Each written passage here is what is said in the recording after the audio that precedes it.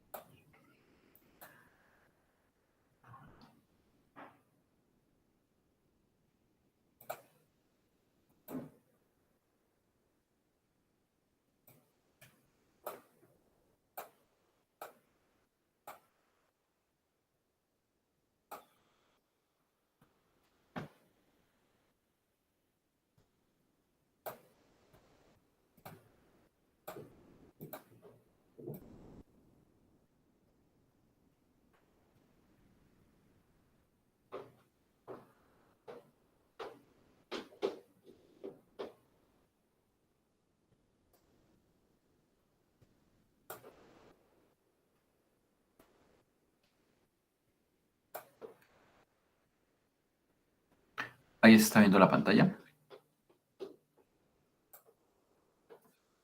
Sí, profe, ahí se ve. Ok, gracias. Entonces vamos a ver los procesos de extrusión y trefilado, que son dos variantes adicionales de los procesos de conformado plástico.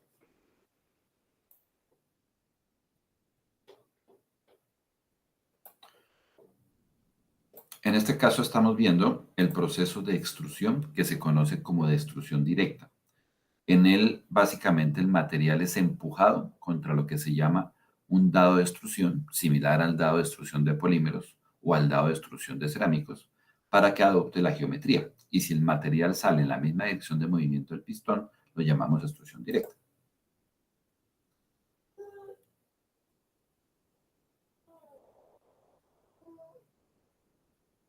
Noten que en este caso ese perfil o ese blanco, como se llama generalmente, en el dado se convierte en 4 varillas de sección prismática en esta aleación de aluminio.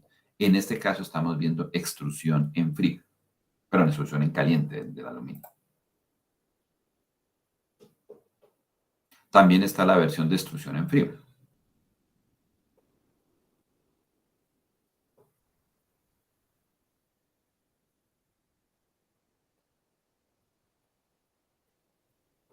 Entonces, ese es el blanco.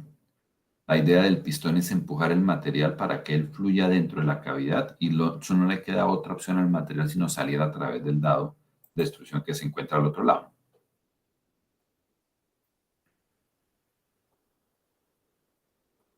Como en todos los procesos que hemos visto hasta ahora, noten que la fricción es un elemento importante.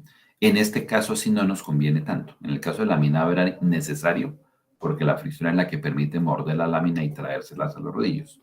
En el caso de la forja, la fricción en general es mala y en el caso de la extrusión en general también va a ser mala.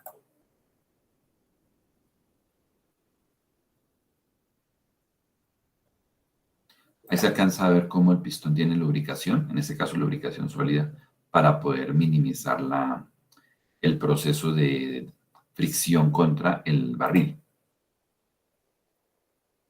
Entonces, esquemáticamente lo que ocurre allá adentro es que lo primero que ocurre es que el material, por la compresión, empieza a llenar la cavidad completa que hay entre la camisa, el pistón y la salida del dado. El dado sería este.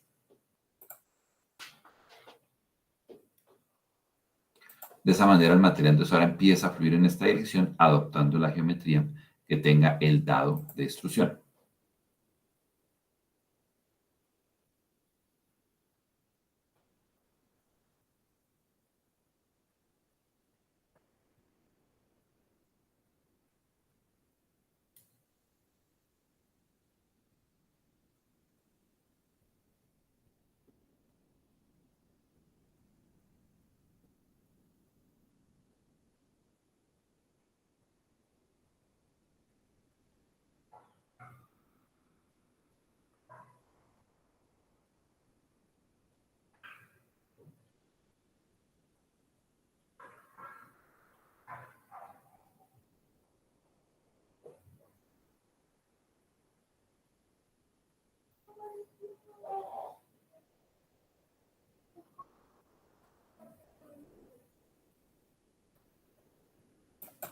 Ahí nos resumen las variables principales del proceso.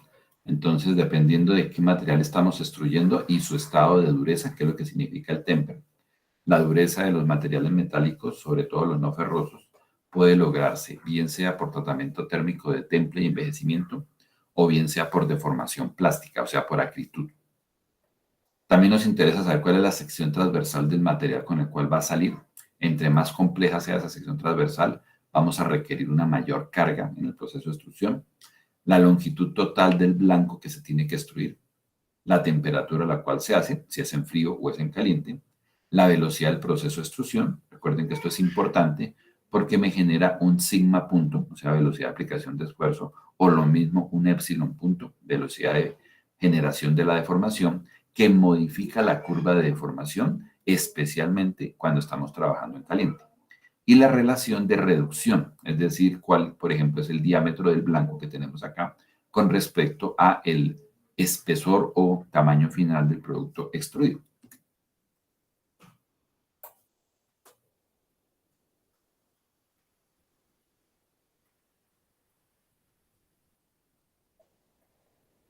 En este proceso, entonces, sacamos la relación de reducción a partir de relación de diámetros de blanco, que es el material original que se va a extruir, con respecto al diámetro del material extruido. Cuéntame, Alejandro. Pero no hay peligro de que en los, en los en las formas más complejas para la extrusión se deforme por expansión del material una vez este sale del dado.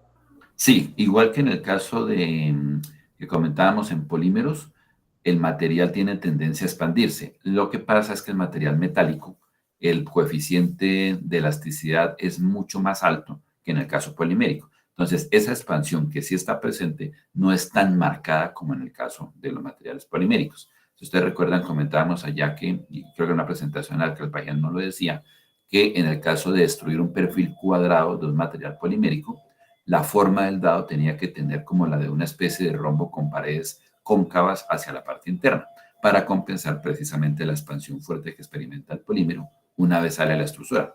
En el caso del metal, ese efecto también está presente, pero no es tan marcado. Entonces, en este caso, las dimensiones del dado son bastante próximas a las dimensiones de la pieza final. O sea, sí está presente, pero no se requiere tanta corrección. Digamos, esa es la idea.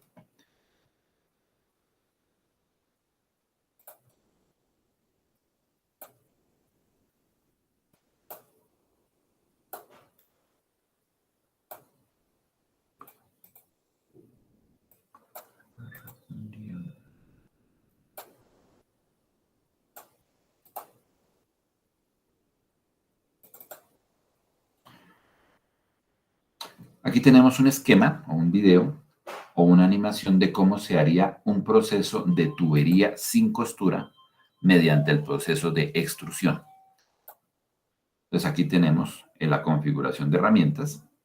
Ese va a ser nuestro blanco, el que tenemos acá. Ahí se comprimiría contra el barril. Eso que está llegando ahí es nuestro dado de extrusión.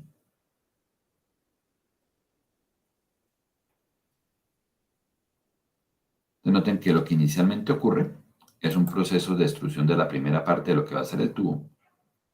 Y mientras está extruyéndose, hay un mandril que está penetrando el material y se va a ubicar entre el dado y la parte interna, cosa tal de que el siguiente producto que sale es un perfil de sección constante. Entonces, lo que se hace es retirar las puntas y ya tenemos un tubo. Entonces, las tuberías que no tienen costura también se pueden producir por extrusión. Generalmente son tuberías de material de baja resistencia, como por ejemplo tuberías de aluminio, tuberías de cobre, porque si eso se va a hacer en acero, las fuerzas necesarias para extruir tubería son muy altas en el caso de acero. Pero en el caso del proceso que vimos, del proceso Mannesmann, ahí las cargas se disminuyen por la naturaleza propia del proceso. Entonces no es común encontrar tubería de acero extruida, es más común encontrarla en materiales de baja resistencia que sean dúctiles en ese caso. En ambos casos, tanto el laminado como la extrusión para tuberías sin costura genera la misma ventaja. Y recuerden que es que tenemos la ausencia de cordones de soldadura, que son zonas intrínsecamente débiles ante fluidos que se encuentran a altas presiones. O sea, podemos fabricar los pipes sin problema también por este proceso.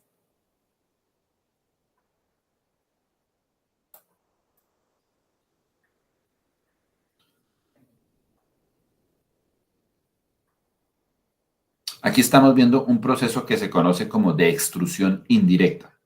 Es similar al primer video, también estamos colocando acá un blanco de aluminio, pero noten que el material, el blanco que ingresa, lo hace en la dirección de derecha a izquierda y el material sale extruido como un tubo envolviendo tanto al blanco como al pistón. Entonces, como el material fluye en dirección contraria al movimiento del pistón, recibe el nombre de extrusión indirecta.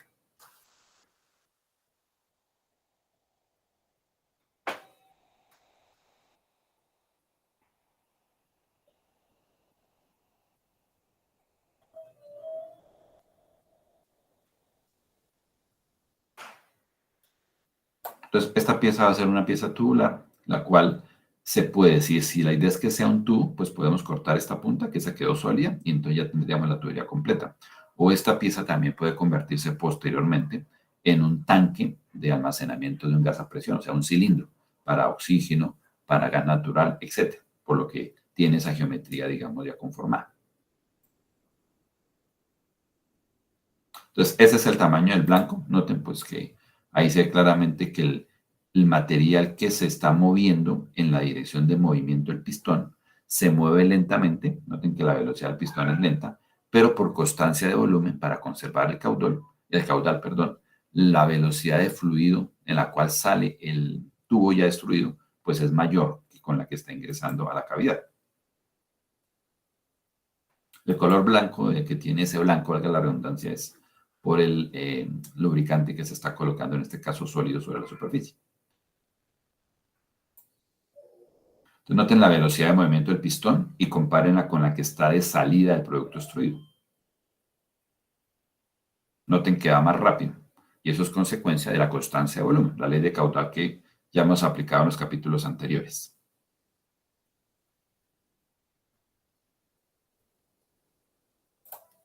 Recuerden que se llama extrusión indirecta.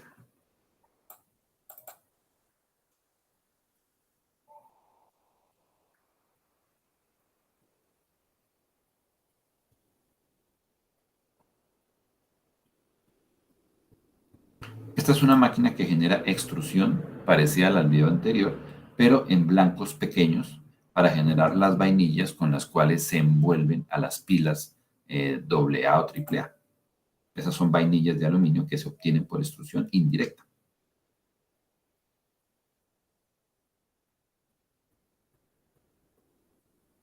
Entonces lo que vemos ahí que golpea es el pistón, se hace a alta velocidad en este caso.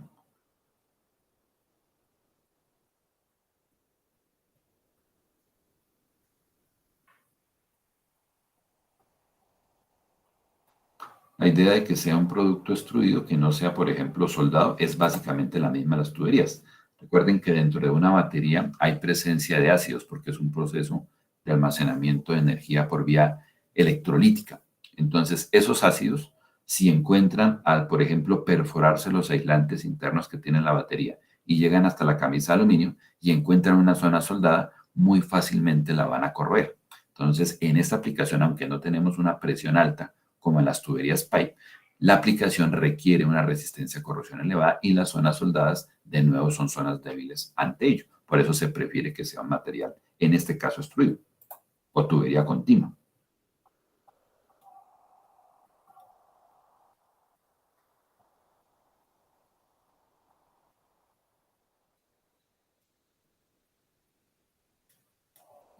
Acá lo que está en esta tolva son los blancos que están siendo impactados por el pistón para generar el movimiento. Entonces, estos son los blancos. De nuevo, recuerden que el color es producto de la adición de un lubricante sólido en polvo.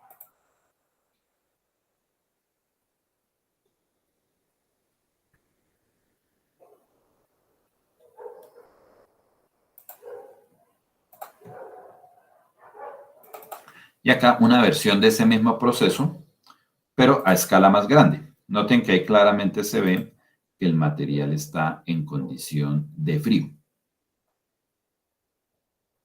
Entonces, ese tipo de vainillas, por ejemplo, se pueden utilizar para poder hacer condensadores de gran tamaño, condensadores eléctricos me refiero. Si notaron ahí se veía como el material, por el hecho de deformarse, recuerden que la deformación plástica es un proceso disipativo que genera calor. Y noten cómo se ve la salida de humo.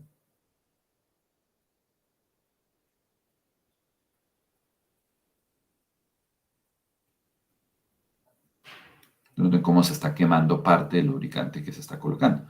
Entonces, ese material perfectamente se pudo haber calentado a 200 grados después del proceso de extrusión, partiendo de temperatura ambiente.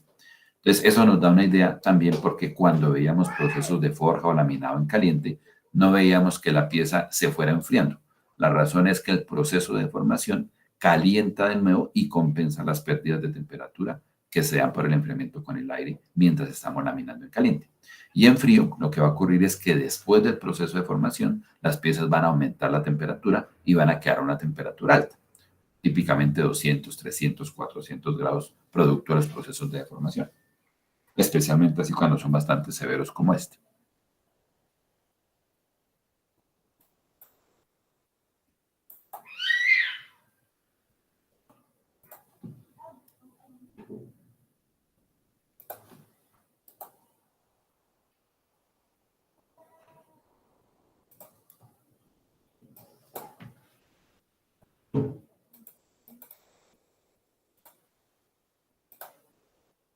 Ahí se está viendo la presentación de diapositivas.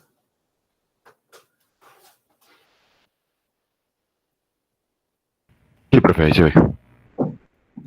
Entonces, el capítulo 15 de la lectura Calpagian que está en la página del SAIS, ese tiene involucrado en el mismo capítulo el proceso de extrusión y el proceso de drawing. El proceso de drawing es el que llamamos en español trefilado, que es obtener productos, lo vemos más adelantico, a través de jalar un material a través de un dado. La diferencia con la extrusión es que en la extrusión estamos empujando el material contra el dado. Digamos que una cosa es jalar y otra cosa es empujar. Por eso los productos finales son similares, o sea, material que tiene, por ejemplo, sección de alambres. Pero la naturaleza de empujar a trefilar o de jalar es distinta en cuanto al comportamiento mecánico. Entonces acá vemos las partes principales del proceso o de la máquina. Entonces lo que vamos a tener acá es lo que vamos a llamar el billet o blanco, el pistón, la cámara o contenedor o barril, que es el que está acá de color gris. El rojo es el dado, que es el que va a soportar toda la fricción importante que se va a dar entre el blanco y el producto en su perfil final extruido. El que llamaríamos como el respaldo del dado de extrusión. Este respaldo, la función que tiene es mantener al dado en su posición, pero este no está arrastrándose o desgastándose contra el material verde que está siendo extruido. La resistencia al desgaste y la resistencia a la compresión, sobre todo, la tiene que sufrir en la parte del dado. Entonces, por eso en las máquinas extrusoras, generalmente el dado se hace un material costoso que soporte muy bien el desgaste, por ejemplo, aceros de la serie D de herramientas o materiales de hipocerme, carburo de tungsteno embebido en matriz de cobalto, pero solamente la punta, digamos esta punta roja. Ya la parte trasera, que la única misión es fijarlo, se puede hacer de un acero de menos especificación, como por ejemplo un 1045 o un 4140. Los productos extruidos tienen la ventaja, en el caso de materiales que tengan altísima plasticidad en el momento de extruirlos, en que se pueden producir secciones muy complejas. Por ejemplo, como las que vemos acá, se logran sin problema cuando estamos trabajando en aluminio puro especialmente. Algunas aleaciones también se pueden extruir, pero son realmente pocas, sobre todo las de aluminio silicio son las que más extruyen. Pero aleaciones de aluminio de alta resistencia no podemos lograr estos perfiles. Entonces, en aluminio puro sí. Y el aluminio puro tiene mucha utilidad en industria, construcción, sobre todo, por ejemplo, para marcos de ventanas, para marquesinas de baño, para guardaescobas, cosas de ese estilo, que digamos actualmente es muy común que encontremos partes de aluminio en las habitaciones o en construcciones nuevas. Si ustedes notan, son perfiles extruidos, es decir, de sección constante. Y es muy fácil trabajar. También lo que son los cortineros para sostener las cortinas. Entonces, todo eso es perfil extruido de aluminio y se hace de esa manera porque el aluminio es de todos los metales el que más extruidibilidad tiene. Recuerden que ese concepto de maquinabilidad o fundibilidad, o en inglés castabilidad, o en este caso extruidibilidad, etcétera, lo que nos habla es de qué tan fácil es hacer una pieza por un proceso de manufactura. Entre más fácil sea, o sea lo que significa menor costo posible para el productor, decimos que es un producto que tiene una alta manufacturabilidad, en este caso extruidibilidad. Entonces, por el lado de material, el aluminio es de los que mejor extruidibilidad tiene dentro de la familia metálica. Le sigue el cobre y en siguiente medida vamos a encontrar a los aceros. Por ejemplo, estos perfiles que están acá no se hacen en acero extruido porque son muy complejos para lograrlos en acero, incluso a alta temperatura. Este también es demasiado complejo, pero ya un perfil en L, un perfil en tubería, un perfil cuadrado, sí se pueden extruir en acero, porque la formabilidad que tienen o la capacidad de formación no es tan alta en ese material. Recuerden que el acero es en general muy resistente y poco útil comparado con aluminios y aleaciones de cobre. Aquí están tres tipos de extrusión, de los cuales en los videos vimos los dos primeros. Entonces, el primero que está acá a la izquierda es el proceso de extrusión directa. Aquí lo que vamos a tener es que cuando estemos comprimiendo nuestro material contra el blanco, lo que va a ocurrir es que, pero en la derecha de extrusión directa, cuando estemos comprimiendo el material fluye en la misma dirección de movimiento del pistón. Noten acá, se comprime material, la barra que se encuentra acá en la cavidad es obligada a introducirse dentro del dado y por lo tanto sale en la misma dirección de movimiento. Eso es lo que vamos a llamar extrusión de tipo directa. Y en esta variante en particular que estamos viendo acá es una extrusión indirecta de tipo hidrostática. ¿Por qué razón? Porque acá noten que el pistón no actúa directamente sobre el blanco verde, sino que lo está haciendo a través de un fluido. Acá, con este fluido, lo que se busca es que todo el material que esté acá entre en la zona de extrusión y sea evacuado.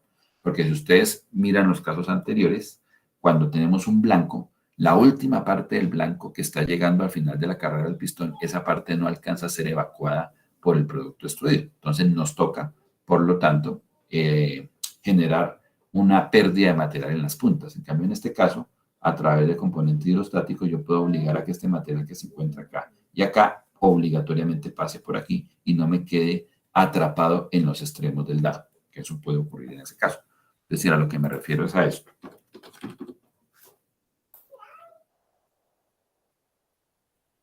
Digamos, tenemos nuestro blanco, damos que sea un blanco de sección cilíndrica, tenemos acá nuestro dado de extrusión,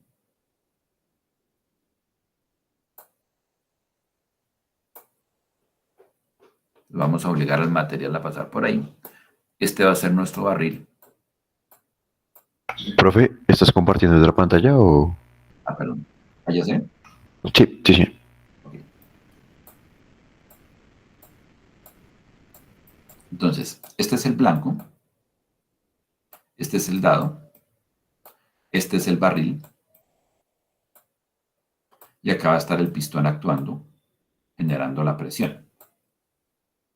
Entonces, en la medida en que este pistón va moviéndose, el material empieza a tomar un patrón de flujo que va a ser de este estilo. Noten que eso está obligando a que va a haber acá material que no se va a mover, material que está en flujo que llamamos muerto. Entonces, cuando el pistón ya esté llegando al final, o sea, cuando termine su carrera, él no alcanza a evacuar todo el material que estaba en el frente del blanco. Digamos, ese sería el pistón, llega al final de la carrera. Entonces acá me va a quedar un remanente material que no alcanzó a salir. Entonces este material me queda ahí. Entonces, ¿qué se hace? El pistón se retrotrae, echa para atrás, colocamos otro blanco y otra vez empezamos a extruir.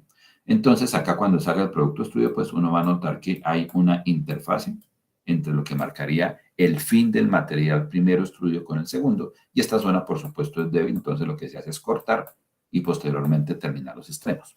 Es decir, todo el billet no se nos convierte en el producto final, nos va a quedar un residuo. En este proceso hidrostático, la idea es evitar que nos quede este material acá acumulado que no fluye.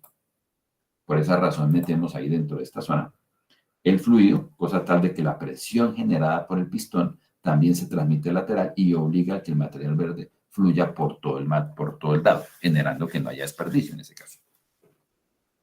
El que está acá a la izquierda es el proceso de extrusión de tipo indirecto. Entonces noten que acá el pistón es este morado. Entonces el pistón se está moviendo hacia el frente está comprimiendo a nuestro billet y el pistón tiene en su frente el dado, que es el rojo.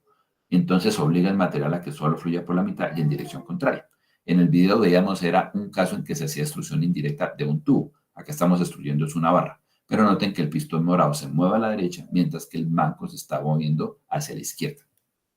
Y acá tenemos una variante que es la de que se llama de extrusión de tipo lateral, en la cual comprimimos el material y el dado se encuentra lateralmente generando la salida del material en esa dirección.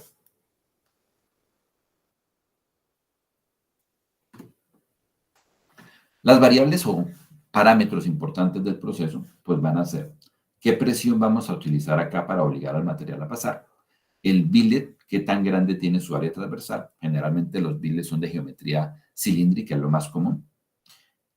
Esa parte cilíndrica puede venir previamente de un proceso de laminado que genere un laminado cilíndrico o un proceso de forra, o también podría venir directamente de una pieza fundida directamente con geometría cilíndrica. Este es el dado. Noten que acá nos sugiere que el dado debería tener un ángulo para también asegurar o permitir que el material que está viniéndose por acá no se quede acumulado en esta zona, sino que se meta acá. Y acá tenemos el dado. En este angulito que se está dejando acá, ustedes notan tanto en el video como en estos esquemas del libro, siempre está presente. La función de ese ángulo, que es un ángulo de alivio, es precisamente ante la pregunta que me decían ahorita. Como el material está comprimido y apenas sale a la atmósfera se va a expandir, entonces hay que darle espacio para que él se expanda. Entonces por eso tenemos un ángulo de cono de salida. Lo que pasa es que no va a ser tan marcado como en el caso de material polimérico, que el módulo elástico del polímero sí es muy grande, entonces él se recupera mucho. No solamente me cambia de dimensiones, sino que también de forma. En el caso metálico, pues como en general tenemos módulos elásticos mayores, pues esa recuperación no va a ser tan marcada, pero va a estar presente y tiene que tenerse en cuenta a la hora de hacer los cálculos del dado. Es decir, por ejemplo, si ustedes tienen acá que este alto final de esta pieza verde extruida es de 1 milímetro, la abertura que hay acá en la zona del cuello no va a ser 1 milímetro, va a ser una abertura menor para que el material se le dé espacio para que se expanda por parte elástica y recupere entonces la dimensión final. Entonces, por ejemplo, que en esa región tengamos del orden de 0.9 de espacio entre las caras del dado, y el 0.1 restante para llegar al milímetro va a ser por recuperación elástica del material.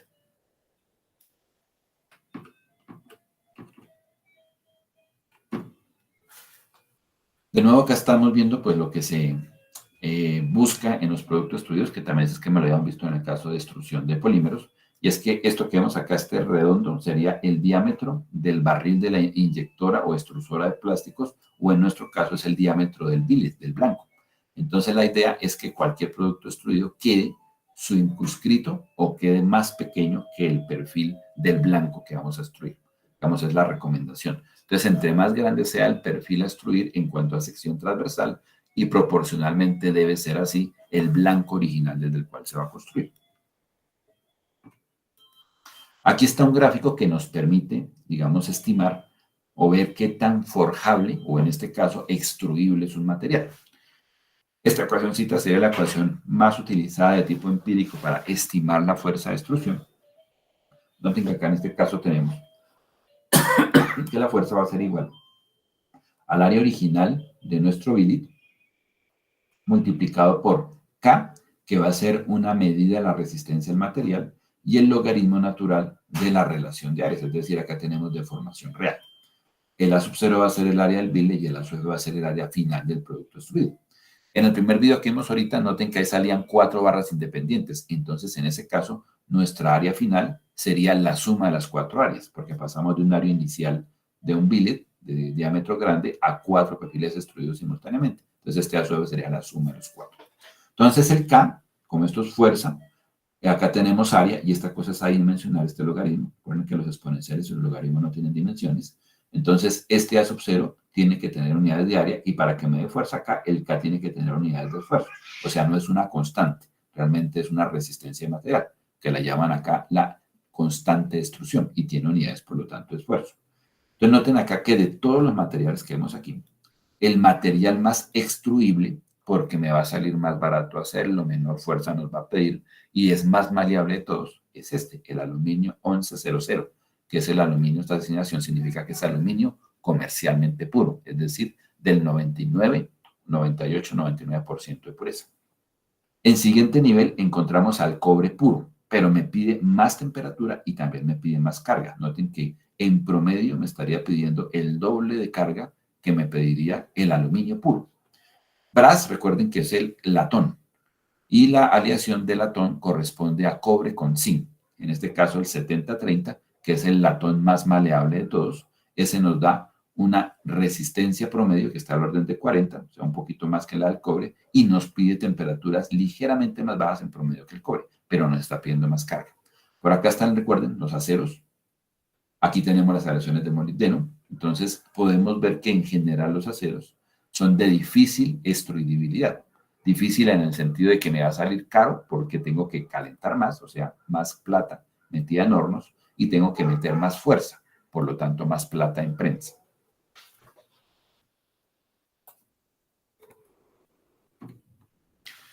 Este es el proceso que les comentaba de la generación de la zona muerta. Aquí se está colocando un dado de pared completamente vertical y se está viendo el patrón de flujo que se generaría en la medida en que el pistón que tenemos acá a la izquierda va comprimiendo el material. Entonces noten que en la medida en que progresa el flujo se va generando este patrón y este material que está acá nunca fluye, por eso se llama zona muerta. Ese mismo fenómeno lo encontramos en tuberías. Si hay un cambio brusco de sección, el material que está acumulado en ese cambio brusco, pues no va a ser movido por la corriente principal y eso va a generar flujos estancados, que puede generar problemas de corrosión, de bacterias, etc.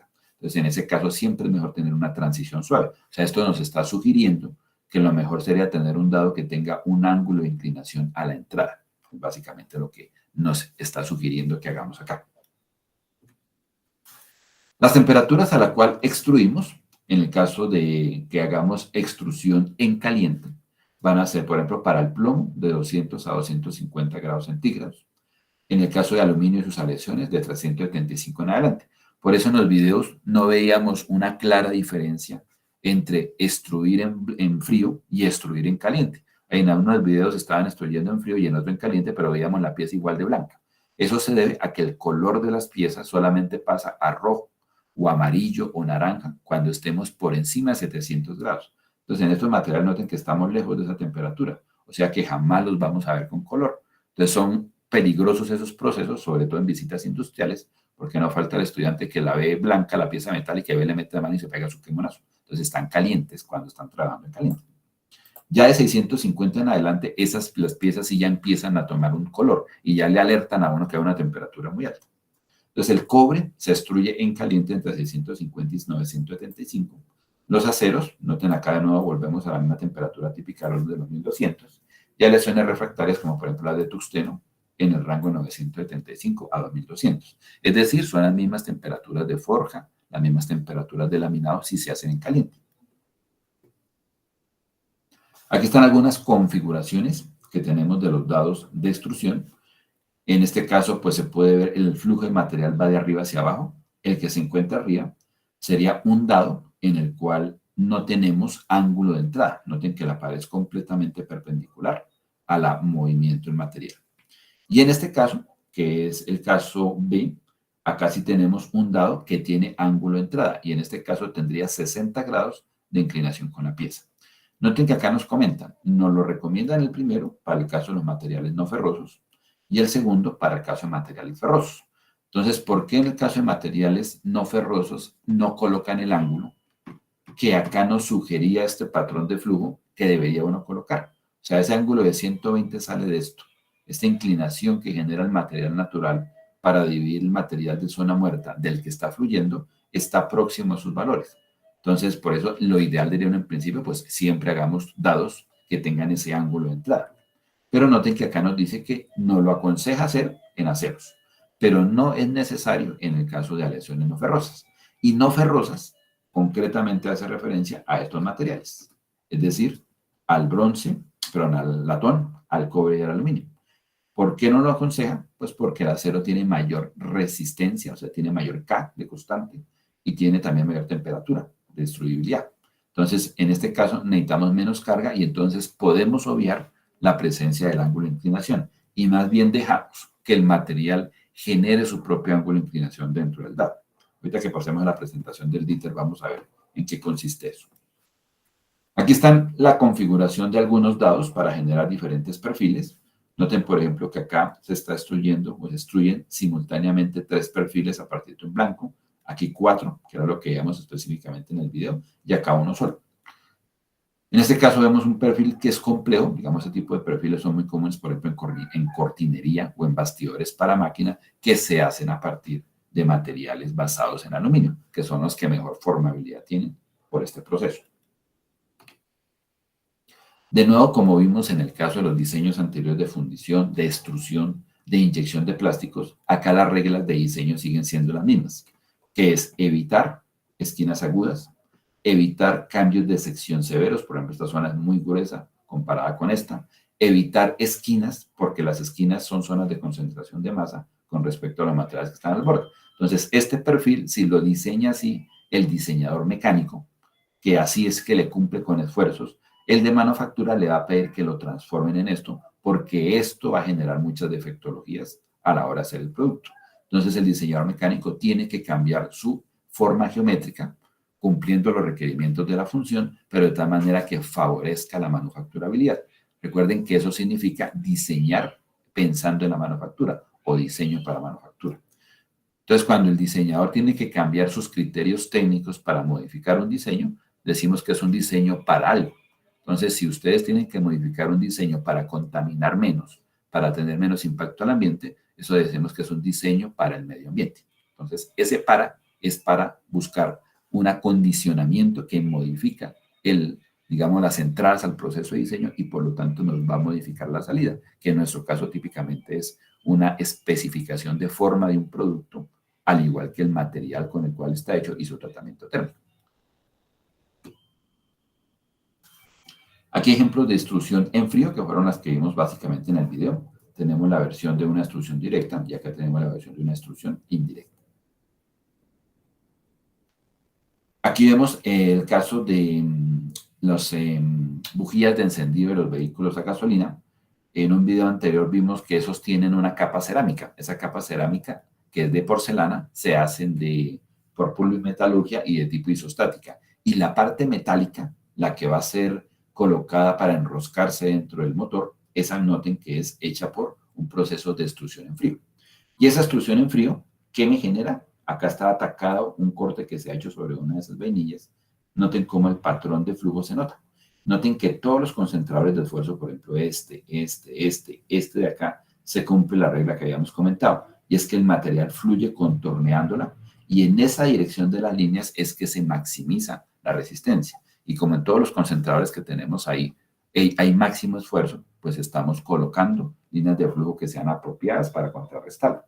La misma pieza geométricamente la puedo hacer por mecanizado, pero no obtengo el mismo patrón de flujo interno de material y por lo tanto esas piezas van a ser intrínsecamente más cortas en vida a todos los modos de falla que se calculan en diseño mecánico, que es lo que ustedes hicieron ya con su pieza de fundición, que es calcular a la parte de resistencia estática, calcular la parte de resistencia dinámica o de fatiga.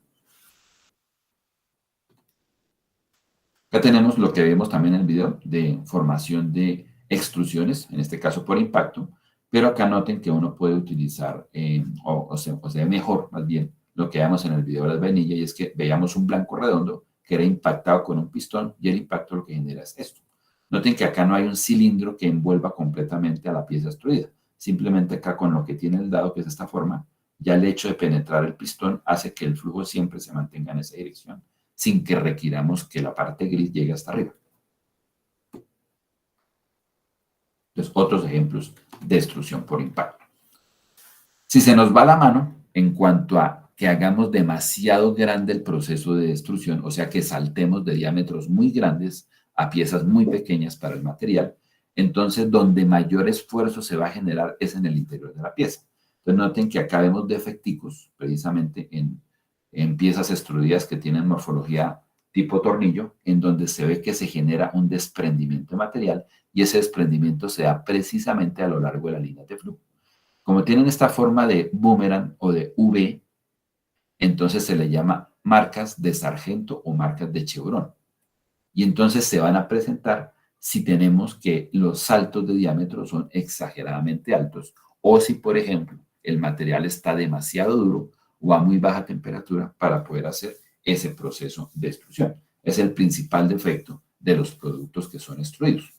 El otro defecto de relevancia es que la superficie de la pieza no esté bien lubricada cuando se está arrastrando contra el billet y contra el dado y me genere un daño superficial por desgaste que dañe la geometría de la pieza, le aumente la rugosidad y por lo tanto me lleve resistencias a fatigas bajas.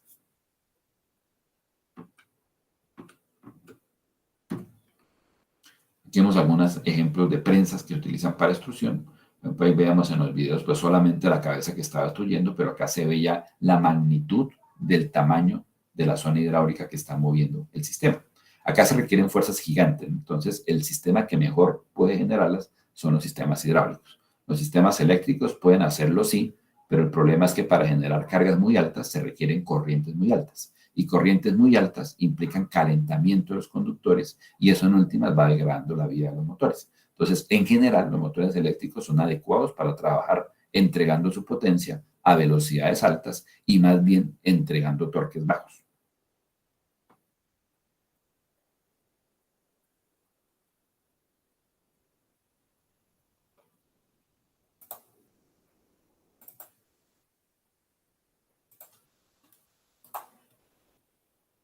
¿Alguna pregunta hasta ahí?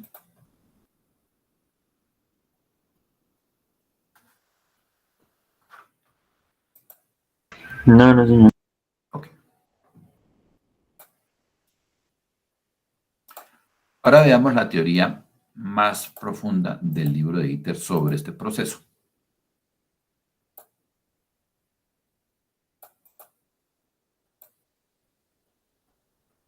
Ahí están viendo la presentación nueva. Sí.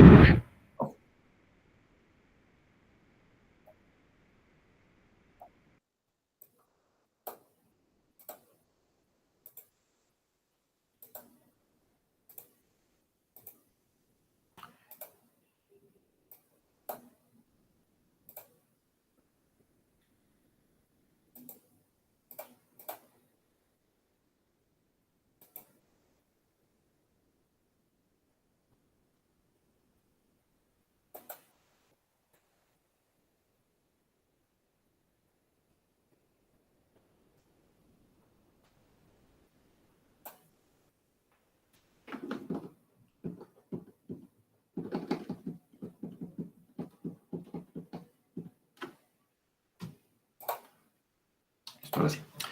Entonces acá vemos de nuevo el esquema de la extrusión de tipo directa, que es movimiento del material en la misma dirección en que se está moviendo nuestro pistón. Noten que acá busquemos en dónde va a haber procesos de fricción. En la medida en que se va moviendo nuestro pistoncito, este pistón de derecha a izquierda, perdón, entonces el material que está acá cerca a las barreras del contenedor, ese se va a ir arrastrando. Entonces acá vamos a tener una fuerza de fricción.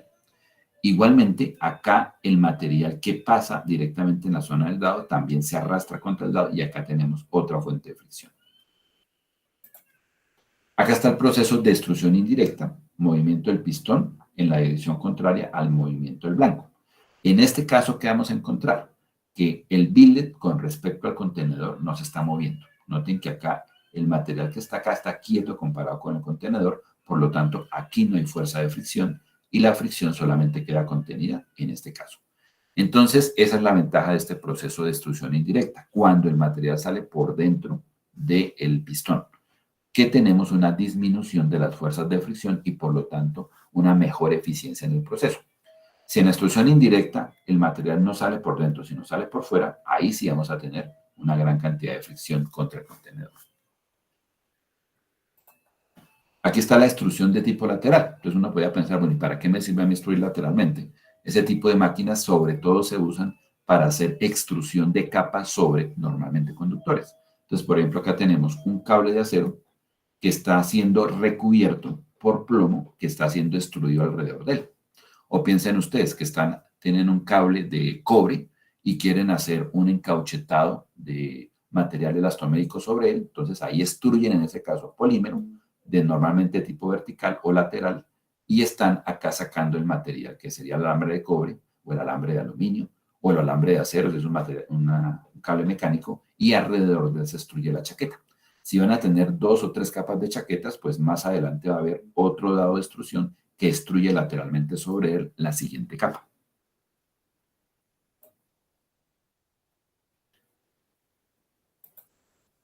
Entonces acá están las dos versiones que tenemos de nuestros dados de extrusión. El de la izquierda es aquel que no tiene un ángulo alfa, digamos agudo, que es de 60 grados, que veíamos que era como uno de los más indicados. Y acá tenemos uno que sí lo posee. Acá, por ejemplo, nos comentan que generalmente ese ángulo va a estar en ese rango, de 45 a 60 grados. Entonces, este se recomienda especialmente para el caso de materiales no ferrosos debido a que tienen poca resistencia, y este lo recomienda para materiales de muy alta resistencia, como en el caso de los materiales ferrosos. Porque el material ferroso extruir así sí me va a pedir mucha carga. En cambio, acá me favorece mucho la disminución de carga. Pero lo malo que tiene es que este dado es más costoso de hacer porque tiene esa geometría con respecto a este.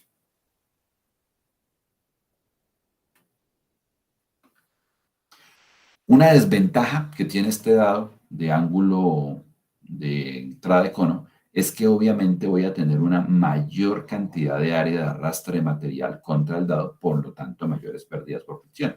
Entonces por eso acá nos dice que en ese caso se recomienda que la lubricación sea de muy buena calidad, pues para bajar las pérdidas de potencia. Aquí están comparadas en esta grafiquita la presión necesaria para extruir si se compara el mismo producto, este de acá, de extrusión directa sacando este perfil redondo, con respecto a extrusión indirecta sacando este perfil redondo. O sea, si es el mismo producto final, pero en un caso con extrusión directa o indirecta. Como el de indirecta tiene poca fricción, noten que acá la fuerza de presión es menor y eso nos favorece. El pistón cuando empieza a moverse, pues toca el material y empieza lentamente a aumentar la carga. Llega a la zona de extrusión o a la zona de fluencia propia del material, entonces acá se está generando el proceso de extrusión. Y ya cuando estamos llegando cerca al final de la carrera, o sea que ya estamos llegando casi que el pistón empieza a tocar a nuestro lado, entonces se dispara otra vez la fuerza, porque ahí ya tenemos que evacuar material que es muy difícil de evacuar. Ahí se daría un efecto parecido al que comentábamos de la forja, en donde recuerden que en las ecuaciones de forja nos decía que cuando tenemos un espesor de pieza muy pequeñito y lo estoy comprimiendo, siendo este el H, la fórmula me decía que va a pedir más carga. Entonces, algo parecido se está presentando en la extrusión. Estamos comprimiendo con el pistón esta zona, ya está casi que todo evacuado a partir del dado, solamente me falta ese pedacito de material, y esto como tiene un espesor tan delgado, empieza a disparar de manera muy notable a la fuerza. Entonces, ahí acabaría la carrera de la máquina, se mete otro blanco y se vuelve a extruir. Entonces, este material que está acá, buena parte no se va a mover, y el que está acá se sigue moviendo, generándome que entre material y material yo vea la línea de partición entre los dos productos, que es un material que se recorta y se pule, pues para darle el acabado a cada uno de los tramos. Entonces, ¿cuáles son las medidas que normalmente utilizamos para el proceso de medir el proceso de extrusión? Entonces, acá tenemos lo que llamamos la relación de áreas, que es esta que vemos acá, en la cual tomamos área inicial de billet con respecto al área final del producto extruido. Entonces, noten que acá nos dicen que en el caso de 40:1, que es una relación bastante grande, lo vamos a poder lograr, por ejemplo, en el caso de extrusión en caliente de aceros, y puede llegar hasta 400:1, y ahí la ventaja del aluminio en esos materiales puros, de aluminio. Ya en la aleación de aluminio no aplica, solamente en aluminio puro.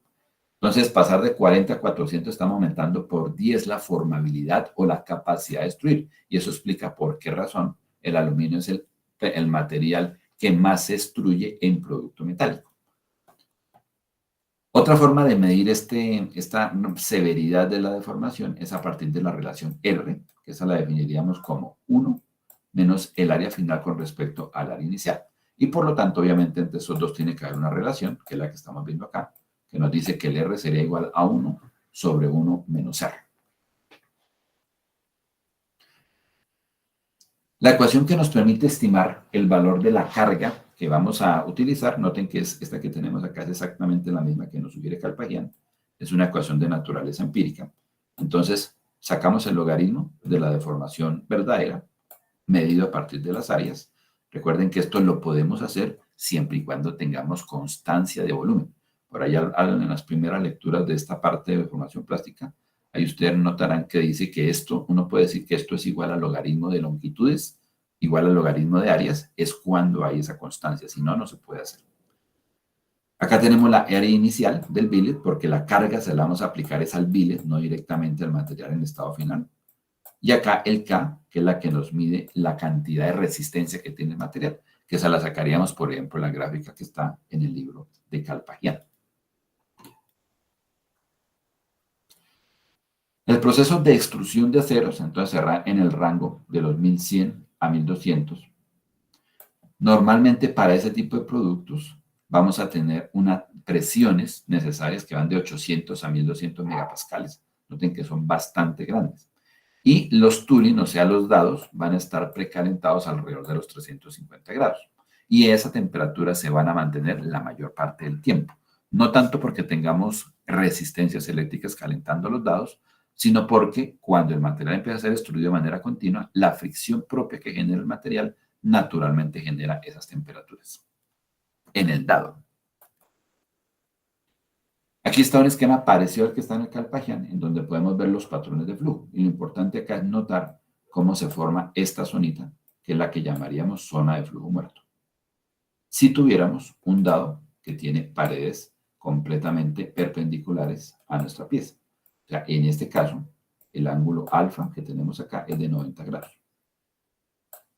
Entonces, esta piecita, digamos este material que está acá, si estamos extruyendo una y otra vez continuamente y nuestro pistón siempre llega hasta esta posición, entonces tendríamos que este material que está cachurado, ese nunca se mueve. O sea, metemos un blanco, extruimos hasta este punto, ahí paramos pistón, este material no se movió, metemos otro blanco, ese material no se movió, etc. Es decir, que acá vamos a mantener siempre este material en estado estancado. Entonces, ¿qué efecto tiene eso? Que es como si tuviéramos, noten acá, mi dado original es este, un dado de pared completamente plana, pero siempre va a tener pegado un bloque de material acá que nunca se mueve. Que sería estas zonitas nuestras. Zonas muertas, perdón. Entonces, es como si realmente ya tuviéramos el dado con la construcción del ángulo de entrada. Entonces, por esa razón, es que en materiales de baja resistencia, como el aluminio o aleaciones de cobre, pues se permite que no utilicemos dados que tengan el ángulo de entrada mecanizado, sino que dejamos que el material solito los genere y lo único que tenemos que asegurar es que el pistón pues no barra esa zona y ya siempre el material nuevo que estamos estudiando va deslizando por esta zona y ya hemos, por decirlo así, el material ha generado su propio cono sobre el dado. Por esa razón no es necesario mecanizarlo. Ya otra cosa sí lo vamos a hacer con acero, o sea que estemos destruyendo acero. Ahí sí, las fuerzas necesarias para generar esta condición son demasiado elevadas y no lo justifica hacer. Sale más barato es mecanizar directamente sobre el dado el material, el ángulo, perdón, de entrada. Entonces, eso es lo que llamamos la zona muerta. Noten que en todos los procesos siempre estamos notando que siempre va a haber desperdicio de material. En la fundición tenemos pérdida de material. Por ejemplo, esa se pierde en la evaporación que se da en los hornos, porque aunque estemos solamente fundiendo, el estar a alta temperatura facilita que parte del material se sublime y por lo tanto estamos teniendo pérdidas. En los crisoles queda material metálico pegado. La escoria que se forma con la reacción con el aire, pues es material metálico que estoy perdiendo. Entonces, de toda la masa que yo utilizo cuando inicio un proceso de manufactura, yo pierdo material. Lo mismo ocurre en la polimetalurgia. Si recuerdan ustedes los videos que veíamos, siempre se veían esas plantas cochinas llenas de tierra. Esa tierra pues son polvos metálicos que se están desperdiciando. Entonces tenemos pérdida de material. Si vamos a los materiales poliméricos, la misma situación. La primera parte que se extruye de una tubería de PVC, mientras se ajusta el proceso, se pierde. Ya después, cuando se alcanza un flujo estable, pues se mantiene un uso bastante razonable de material, pero de todas maneras tenemos pérdidas allí. En el caso acá de forja, en el caso de extrusión, por ejemplo, en la forja tenemos el material que queda en las rebabas, es un material que se va a perder. Acá en la extrusión, el material que queda en la zona muerta es un material que se va a perder. Cuando tenemos que pulir las puntas por esos acabados irregulares del proceso laminado, es un material que se va a perder. Entonces, uno puede siempre calcular una eficiencia de uso de material de un proceso de manufactura, que consistiría en calcular cuánta masa realmente me queda en la pieza comparada con la masa que tuve que utilizar para fabricar. Y obviamente la idea de un proceso de manufactura que esté bien cuidado es que ese porcentaje de material realmente usado en la pieza se mantenga lo más alto posible. Hay materiales en que eso se logra, bueno, el proceso en que eso se logra muy bien, por ejemplo, en la inyección de plásticos, en la extrusión de plásticos, una vez ya el proceso estabilizado se logra bastante bien, pero hay otros procesos en que no. Uno en donde es muy fácil verlo, que lo vamos a ver más adelante, es en la soldadura. La soldadura pues, de arco eléctrico y que utilice el electrodo revestido. Si ustedes recuerdan, los electrodos tienen acá una puntica. A partir de cierto punto empieza el recubrimiento cerámico y llega hasta la punta. Y ahí uno lo que hace es que acá coloca la pinza de soldadura. Entonces, cuando uno está consumiendo el electrodo, pues esto se va utilizando y llega un punto en el cual ya no se puede seguir utilizando. Entonces, debemos desechar esta zona.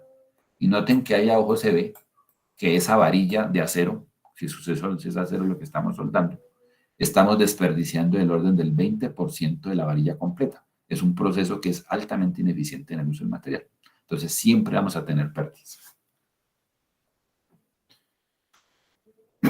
Acá está un análisis ya matemático de lo que es el proceso de extrusión. Entonces, en el proceso de extrusión, acá en este caso vamos a utilizar de la lectura del capítulo 15 del ITER. Ahí está una ecuación que se basa en energía de deformación para poder estimar cargas. Entonces, acá en este caso lo que vamos a hallar es precisamente el trabajo plástico que se requiere hacer para deformar. Entonces, recuerden que eso se nota como mayúscula y P significa trabajo plástico, diciendo que no estamos teniendo en cuenta la parte elástica. Entonces, ¿cómo tenemos una curva de parte plástica que es así? Acá estamos despreciando la parte elástica. Entonces, esto que es un área será igual al elemento diferencial de deformación multiplicado por el valor del esfuerzo. Entonces, y estamos acordando que acá trabajamos con esfuerzos efectivos, ¿no? Y deformaciones efectivas. Entonces, si yo quiero hallar esta área, pues es multiplique el esfuerzo efectivo por la integral de deformación, lo que tenemos acá. En este caso, si mi esfuerzo efectivo se puede asumir que es constante, o sea que esta curva es poco pendiente o que es completamente acostada, entonces podemos utilizar que el sigma efectivo salga de la expresión. Podemos, por lo tanto, integrar y en ese caso la energía de deformación por unidad de volumen se podría expresar como esto. El negativo de la esfuerzo o resistencia al flujo efectivo multiplicado por el logaritmo natural de R, que recuerden que es una forma de medir el trabajo que se está dando el cambio de sección que se está dando en el proceso. El trabajo que se está utilizando, pues, ¿cómo se calcula? Pues trabajo va a ser igual. Recuerden que esto siempre que uno integra esfuerzo por deformación, esto tiene unidades de energía por unidad de volumen, siempre. Por lo tanto, si yo quiero sacarlo como trabajo neto, me toca coger esa energía por unidad de volumen y multiplicarla por el volumen completo. De esa manera ya tendríamos el valor. Es decir, esto es igual a esta expresión, que sería el volumen de la pieza, el esfuerzo de resistencia y el logaritmo natural de R. Y acá tenemos lo mismo colocar presión por área por L o lo mismo colocar fuerza por distancia. Entonces, es el esfuerzo de flujo efectivo. Noten que ahí estamos asumiendo que ese esfuerzo de flujo efectivo permanece constante. Para yo haberlo podido sacar de la integral, estoy asumiendo eso. Acá entonces, el P que tenemos acá colocado, pues se calcularía como sigma barra por el logaritmo natural de R. Esa sería nuestra presión que estamos aplicando para poder extruir el material bajo ese modelo. Entonces acá se está idealizando el proceso de extrusión precisamente porque estamos asumiendo que la fuerza necesaria para hacerlo pues depende de un esfuerzo constante de flujo. Pero nosotros sabemos que no es así, ¿no? Parte de un valor mínimo, que es el primer esfuerzo de fluencia, y llega a un valor máximo. Entonces, esta ecuación uno puede modelarla por la ley de endurecimiento, que sería el A multiplicado por la deformación por el N, perdón, efectivamente N, o podría yo decir, si conozco el valor de la resistencia a la deformación máxima que logro y el valor de la resistencia a la deformación desde la cual parto, pues ya vimos unos ejercicios de la clase pasada en que uno sacaba un promedio. Ese promedio sería el que utilizaríamos precisamente acá, en esta ecuación, este sigma barrita. Entonces ahora sí, vamos a definir la eficiencia en el proceso, que sería la fracción de la energía total que vamos a utilizar para hacer el proceso de extrusión. Entonces noten que acá como estoy asumiendo acá en este modelo que no hay fricción en el proceso de extrusión, entonces estoy diciendo que es la energía que va a requerir o que va a requerirse para deformar. No necesito más energía bajo este modelo. Entonces, a eso lo llamamos como la presión que tiene la misión de sacar el proceso de deformación plástica, que dependería de la ecuación que vimos ahorita. Entonces, ¿y eso qué es igual? Es igual a la presión total multiplicada por la eficiencia.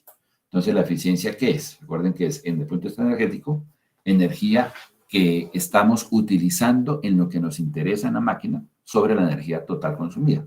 En este caso, en una extrusora, lo que queremos es extruir. Y la energía para extruir, pues es esta.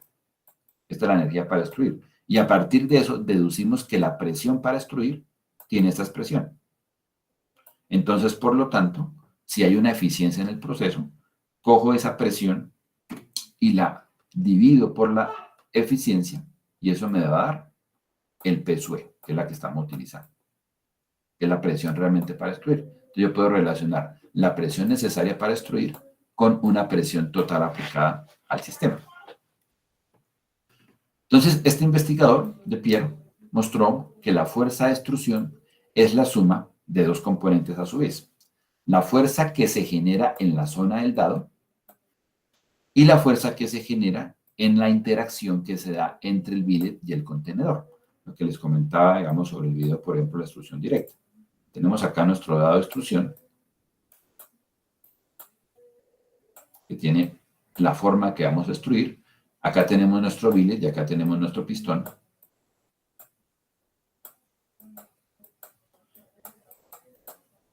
Entonces, al ir comprimiendo este material, el material que se encuentra acá contra la pared se va arrastrando. Y eso obviamente me va a obligar a que acá tenga yo que hacer fuerza para vencer esta fuerza de fricción que hay acá. Y también tengo que vencer una fuerza de fricción que hay acá. A su vez, tengo que ser capaz de coger este material y obligarlo a pasar por allá.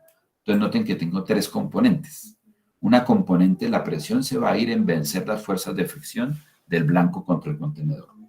Otra componente o fracción de la fuerza se me va a ir en vencer la fricción del material contra el dado. Y otra componente se me va a ir en coger este material que tiene esta área y obligarlo a pasar por allá, o sea, una componente de formación. Entonces acá vemos cómo asumiendo que el esfuerzo de fricción contra el billet sea igual a esta condición, es decir, que tenemos un esfuerzo cortante que es aproximadamente igual a un valor K. Entonces, podemos decir que esta expresión que tenemos abajo se nos va a cumplir. ¿Qué nos dice esto? Que la presión total para generar el proceso de extrusión va a venir de la componente que venga por el lado del dado más la componente que se dé por fricción contra nuestro contenedor. Y esa componente por fricción la puedo estimar como 4 veces ese esfuerzo cortante de fricción que se está generando contra el contenedor dividido por L, que sería toda esta distancia que se va a generar de movimiento, y el diámetro, que sería el diámetro del contenedor. Entonces, esta ecuacióncita, esta primera aproximación, nos permite, por lo tanto, estimar esta P sub F, que sería la fuerza o presión necesaria para vencer el arrastre que se va del billet contra el contenedor. Ahora, para la presión que necesitamos para hacer el proceso de pasar por el dado, entonces, en este caso, se utiliza el modelo que propuso Sachs, en el cual él utiliza un proceso de fricción coulombiana. Entonces, en este caso, esa P sub D sería igual a sigma X sub B, que sería igual a sigma sub 0, que recuerden que es resistencia al flujo, y acá está multiplicado por 1 más B sobre B y por 1 menos R sobre B. Recuerden que el R es una relación que nos habla de la relación de salto de áreas. B es una expresión que ya vimos en el capítulo anterior, que depende de el coeficiente de fricción. Entonces, B es igual a μ por la cotangente de alfa. Y alfa es el semiángulo del dado. Entonces, si yo tengo un dado que tenga labrado nuestro ángulo de entrada, entonces, pues lo conozco desde el punto de vista geométrico. Este alfa lo sé. Si tengo un dado de pared vertical, que se utiliza en materiales no ferrosos principalmente, entonces, ¿qué alfa utilizamos? Pues el que se desarrolla internamente dentro del material. Entonces, lo que hacemos es consultar bibliografía y sabemos que ese ángulo está entre 45 y 60 típicamente, el que se genera de manera natural. Entonces, ese es el que utilizaríamos para meter acá. Otra forma de calcular el P sub D es este modelito que tenemos acá abajo, que utiliza la teoría de líneas de flujo, y en este el P sub D se estima a partir de resistencia al flujo del material multiplicado por dos constantes AB y el logaritmo natural de R. Entonces, en este caso, pues nos comentan que si no consideramos fricción, noten que sin considerarla, el A sería 0.8 y el B 1.5. Entonces, ¿qué es lo que estamos haciendo acá? Que la presión total para extruir es igual a la presión para deformar, más la presión del dado, bueno, así, más la presión que proviene, siguiendo el subíndice que está acá, presión de F, que es la de fricción que se da contra el contenedor. Entonces, esta a su vez tiene dos componentes. La presión necesaria para deformar, voy a colocarlo así como deformación, más la presión necesaria para pasar por el dado y vencer las fuerzas de fricción en el dado. Entonces, noten que esta expresión que está acá me está midiendo estas dos simultáneamente. ¿Cómo lo sé? Porque tengo acá algo que depende del coeficiente de fricción y tengo acá algo que depende de la resistencia del material. O sea, estoy involucrando las dos cosas en este término. En cambio, con esa expresión que tengo acá abajo, noten que tengo solo resistencia y no tengo nada que me hable de fricción. Por lo tanto, en esta expresión que está acá abajo, solamente está teniendo en cuenta para calcular P sub D la componente de deformación.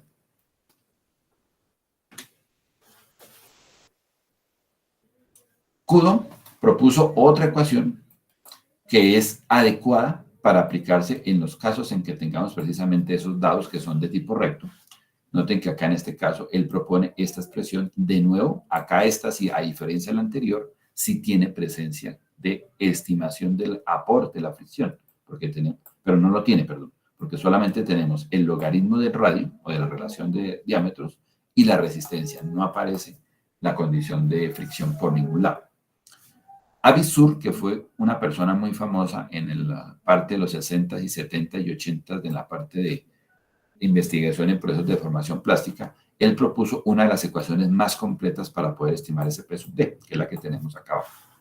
Lo malo de esa expresión es que requiere de muchos parámetros y utilizar muchas tablas para poder hallar el valor exacto de P sub D. O sea, es una expresión muy completa, pero que es difícil de utilizar en plantas porque tiene demasiadas cosas de las cuales uno no tiene información. Pero noten lo importante que vemos acá. Tenemos acá las resistencias. Recuerden que 2 por raíz de 3 me da en última la componente de diatrónica, la resistencia del ensayo de tracción. Acá tenemos el ángulo de entrada. Acá tenemos de nuevo la resistencia. Acá tenemos una función F sub alfa, que depende del ángulo alfa.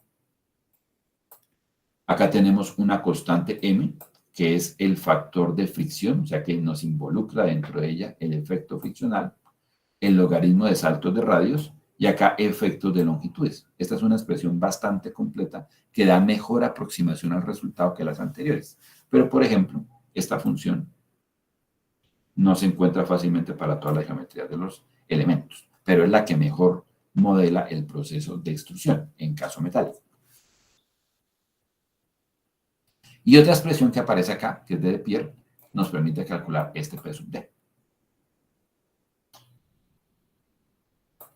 En este caso, ¿hay componente de fricción o no? Entonces, ¿qué hice?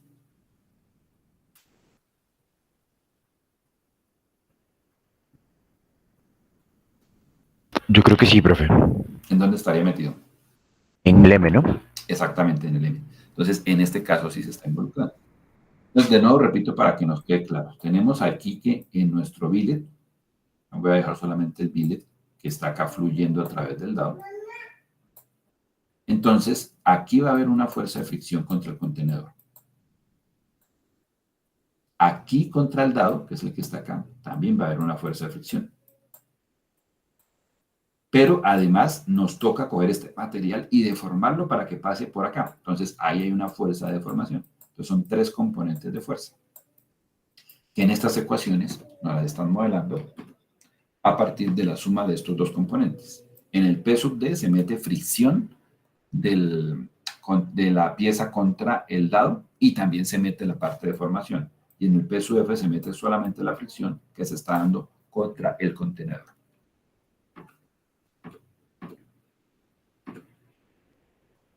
Aquí se puede ver un cuello de una zona de un producto extruido en donde se está dando o se está modelando precisamente qué le está ocurriendo a la velocidad de deformación.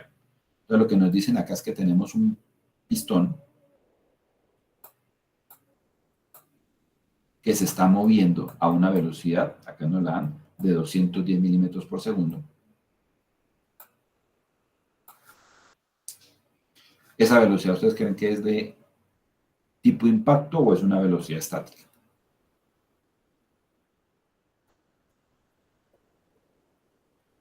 Velocidad estática es que es muy lenta, como por ejemplo el proceso de extrusión directa de aluminio o indirecta que veíamos del tubo, que se veía que el pistón iba lento. Y un proceso de impacto sería como el de las vainillas de las baterías. Entonces, imagínense 210 milímetros por segundo, o sea, 21 centímetros por segundo. Eso sería una velocidad de tipo impacto en el proceso, o sería más bien tirando estática. ¿De impacto? Muy parecida a la que veíamos ahí en los videos, una velocidad alta. Entonces, cuando utilizamos velocidades altas, entonces es conveniente ver acá en el patrón de flujo que se está generando en el material. Acá tenemos nuestro blanco y está siendo obligado a pasar por allá. Entonces, lo que estamos viendo aquí es esto. Aquí están colocadas en estas escalas las velocidades de deformación, 25, 50 segundos a la menos 1. O sea, todas esas cantidades que están acá hacen referencia a los E puntos generados por el impacto. Noten que acá nos dice que la zona en donde tenemos las velocidades más altas es acá exactamente cuando el material está pasando a través del cuello. ¿Y por qué es importante los E puntos? Porque, de nuevo, si esto es extrusión en caliente, que es donde más se nota el efecto, mi curva está muy aplanada y tiene mucha ductilidad, pero la curva es altamente influenciada por a qué velocidad hago la deformación. La curva se me va volviendo más alta, o sea, más resistente, en la medida en que yo tengo velocidades de aplicación de carga mayores. Si el E punto aumenta, o lo mismo, si el sigma punto aumenta, se da este efecto. Entonces ahí me toca verificar si al modelar el proceso, en algunos de estas velocidades, yo miro cuál es la curva de esfuerzo de deformación para esa velocidad y determino entonces si puedo llegar a tener una fractura en el proceso de extrusión. O sea, no hay una sola curva que dependa o que me relacione el esfuerzo. El esfuerzo igual a la constante por la deformación elevada al componente n. Esa es una diferente para cada epsilon punto.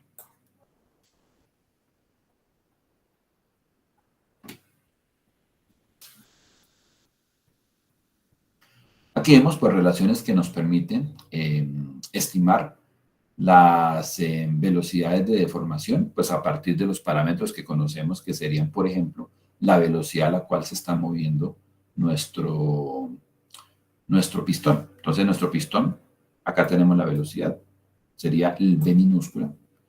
Entonces, el volumen que se extruye por unidad de tiempo sería igual a esa velocidad multiplicado por el diámetro del billet al cuadrado por pi sobre 4. Ese sería el volumen extruido por unidad de tiempo. Y acá tenemos que en todo momento debe cumplirse que el volumen de la deformación, digamos, tiene que estar llenándose en el proceso de extrusión. Entonces, eso obliga a que también se deba cumplir esta condición. Noten que acá tenemos lo que está acá colocado, pues es el B. Este B es básicamente un volumen. Estamos hablando del volumen de nuestro material que está siendo extruido. ¿Y eso para qué me sirve? Básicamente lo que queremos hacer es, con estas expresiones que están acá, el poder estimar cuál sería el valor del epsilon punto. O sea, si ustedes tienen una ecuación en la cual tengan esfuerzo contra deformación y les dicen que esa solo aplica para un E punto, pues uno tiene que estimar el E punto máximo concretamente. O sea, ya sabemos que ese punto máximo se da acá. Entonces, en ese punto, las ecuaciones que nos permiten estimar qué valores son esta y esta.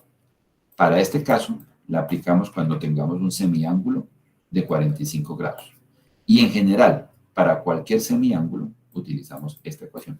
De esa manera, conoceríamos el valor pico o máximo de deformación por unidad de tiempo que se está dando durante el proceso de extrusión. Entonces, para eso es que sirven este paquete de ecuaciones 18.12 y 18.13. Aquí vemos entonces un ejemplo de aplicación de ese proceso. Entonces tenemos una aleación de aluminio que la estamos extruyendo a 400 grados centígrados. Entonces, para el acero, esa temperatura sería en frío o en caliente. 400 grados.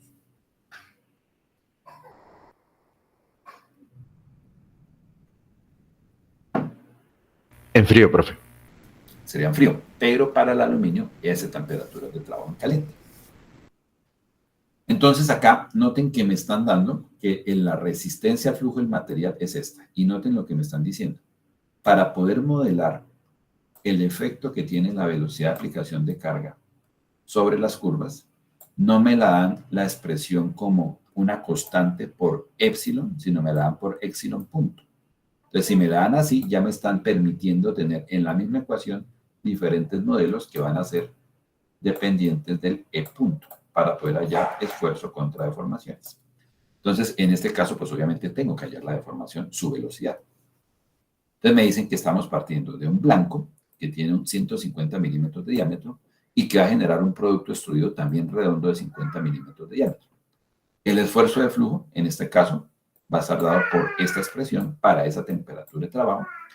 Si el billet entonces tiene 380 milímetros de longitud y la extrusión es hecha a través de un dado cuadrado sin lubricación, determine la fuerza requerida para la operación. Entonces calculamos la relación de salto de dimensiones, desde 150 a 50, eso nos daría 9. Con la expresión anterior, esta es una de las que está acá, calculamos la velocidad de deformación. Entonces conocemos la velocidad del movimiento del pistón, la conocemos, nos dice que es de 50 milímetros por segundo a la menos 1. Y con eso nos da que la velocidad de deformación en el punto más crítico, es decir, en esta esquina, acá, estamos logrando ese pico. El valor que toma es de 4.39 segundos a la menos 1. Ahora, ¿con eso qué hago? Pues puedo estimar cuál es la resistencia que tiene el material para esta velocidad de deformación. Entonces me daría, aplicando la ecuacióncita, 250 megapascales. En este caso, pues tenemos que se va a formar en la esquina pues una zona muerta. Si asumimos que la zona muerta que se forma tiene un ángulo de 60 grados, es como si tuviéramos un dado de extrusión que realmente tiene ese ángulo. Recuerden que si uno decide no construirlo en el dado, el material de manera natural va a generar la zona muerta y por lo tanto un ángulo de entrada de material hacia el cono. Entonces, en ese caso podemos estimar las presiones que se necesitan en el modelo. Entonces, utilizamos, por ejemplo, la ecuación 18.7. Tenemos la resistencia material, tenemos el coeficiente de fricción, porque nos están diciendo acá indirectamente, pues, qué va a ocurrir. Nos dicen que noten que no hay lubricación. Entonces, en ese caso, cuando no hay lubricación, pues podemos asumir que tenemos un coeficiente de fricción alto. En este caso, de 0.1, que realmente pues un coeficiente de fricción pues relativamente bajo. Si lo asumimos de 0.1, entonces vamos a tener que B va a tener valor de 0.0577. El alfa en este caso lo sacamos de esta suposición, ya que nos dijeron que el dado tenía cara de entrada plana. Y por lo tanto podemos estimar la P sub D a partir de reemplazar arriba y nos daría 797 megapascales. Esa sería la componente de la presión que requerimos para deformar y obligar a que el material pase por la zona del dado friccionándose contra el dado. 797 megapascales sería la presión, noten que eso no es de material, es la presión generada en el pistón. O sea, sería la presión que hay que generar en el área del billet. Este es nuestro billet y acá está nuestro pistón. Esta presión es la que aplicaría acá en esta área, en la del billet.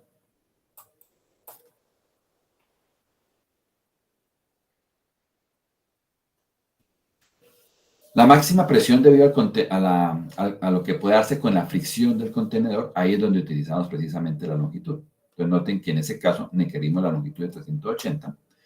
Y aquí podemos decir entonces que la resistencia al flujo que se va a dar por el movimiento de fricción contra la pared nos va a dar, por lo tanto, 144 megapascales. Entonces, ¿qué es lo que estamos diciendo ahí? Digamos, cuando se está asumiendo eso, ¿qué es lo que se está asumiendo? De pronto en uno de los videos Tal vez se alcanza a ver. Creo que era en el primero.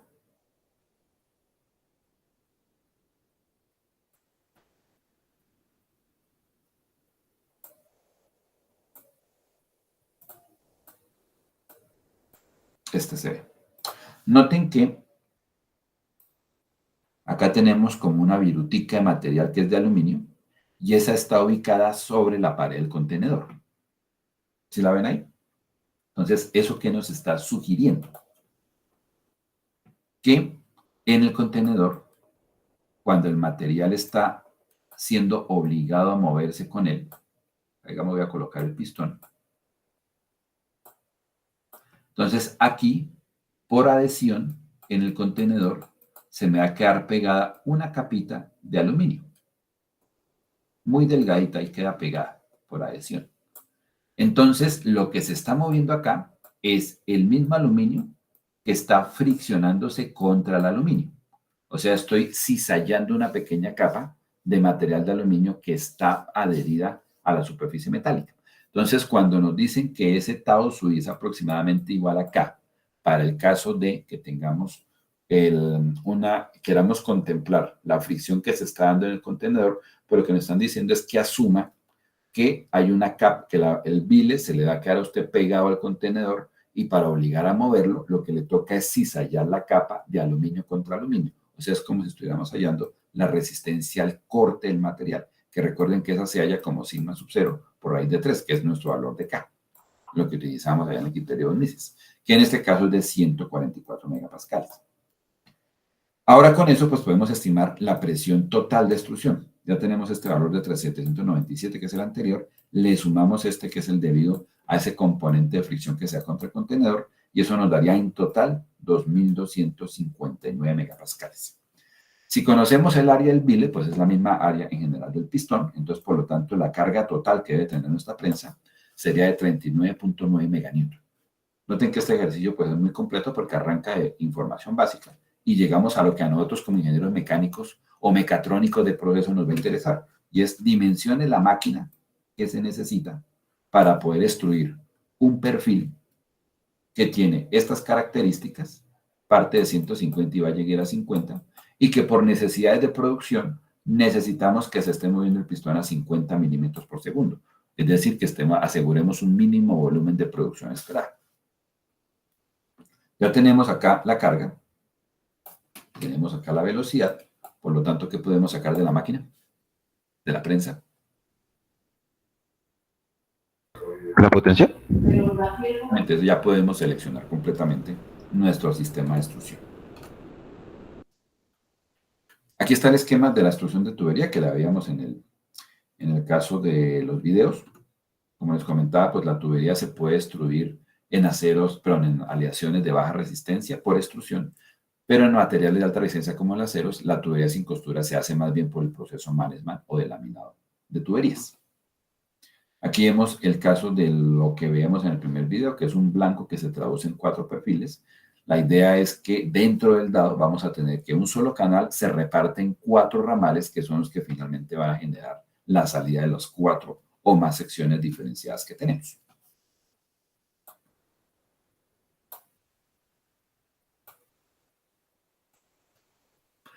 ¿Alguna pregunta respecto a la extrusión?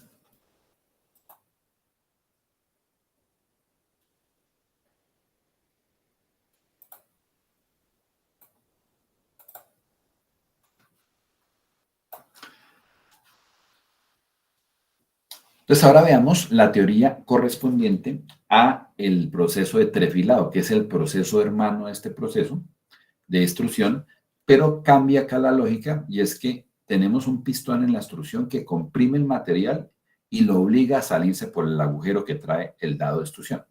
Acá en el trefilado vamos a hacer un proceso diferente en el cual vamos a obligar a que un material pase también por un dado, pero en lugar de comprimirlo, lo vamos a estar jalando desde el lado contrario. Eso es trefilar.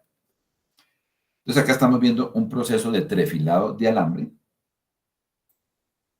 Acá esta máquina que está rotando está jalando el material y está obligando a que pase por esta zona que tenemos el dado de extrusión. Noten que este diámetro es más alto que el de la estación posterior. Acá de nuevo está jalando este diámetro, noten acá, es menor que el diámetro de entrada que está ingresando acá. Entonces acá se está dando un proceso de reducción en esta zona que es el dado. Todo este polvo que está sobre estas zonas es el lubricante que se está utilizando.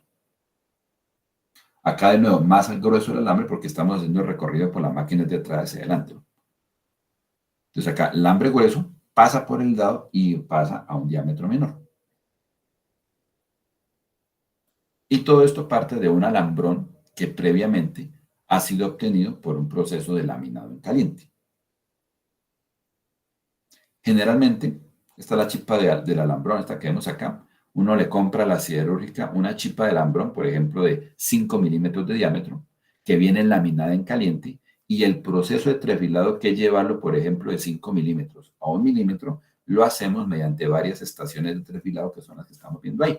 Y es un proceso que en general siempre se hace en frío. La razón es que noten que el material lo estamos alando. Si yo voy a alar un material caliente, en caliente, pues tiene muy bajita resistencia, entonces se me va a romper fácilmente el alambre. Me toca jalarlo en frío. Entonces, este proceso se hace siempre en frío y requerimos un lubricante para disminuir la fricción dentro de la zona del dado.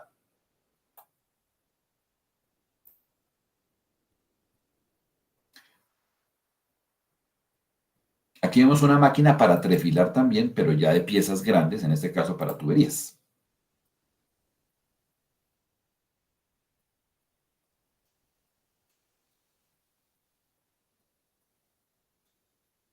Entonces acá se sacan perfiles de 6, de 12 metros hasta 18 metros de tubería trefilada o de barras trefiladas. La materia prima, igual que en el caso anterior, es material que viene previamente laminado en caliente. Aquí encontramos en esa partecita los dados y esta cadena gigante que se ve acá es la que va a coger un carro y lo va a jalar para obligar a que el material pase.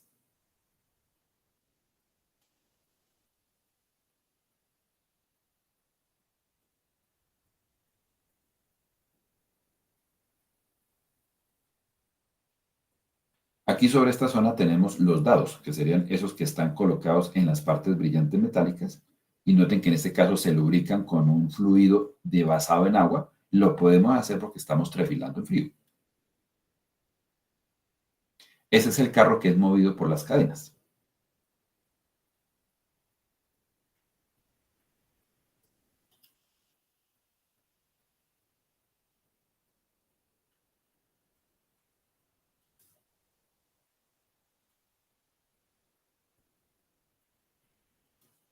En este caso es un sistema hidráulico, ¿de qué tipo?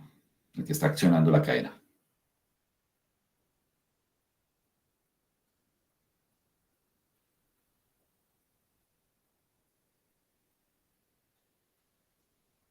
¿Eléctrico, profe? ¿Un motor? O sea, electromecánico, ¿no? Tenemos motor eléctrico, transmisión por poleas, acá se ve. Y esta cosa que está acá verde, ¿qué es?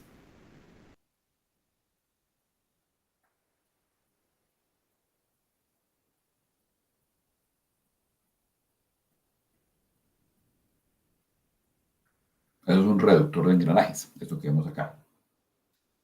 Entonces, acá, ¿qué me está sugiriendo esto? Como no es un sistema hidráulico, el trefilado no pide demasiada carga. ¿Por qué no pide mucha carga? Porque el material, si lo jalo demasiado, lo voy a reventar. Entonces, no puedo tener cargas tan altas como las que tengo en el proceso de extrusión. Entonces, esto me lleva a que es un proceso que es más rápido en general que la extrusión, precisamente por eso. Porque puedo operar sistemas en donde recuerden que los motores eléctricos entregan su potencia de manera muy eficiente en velocidad, no en torque.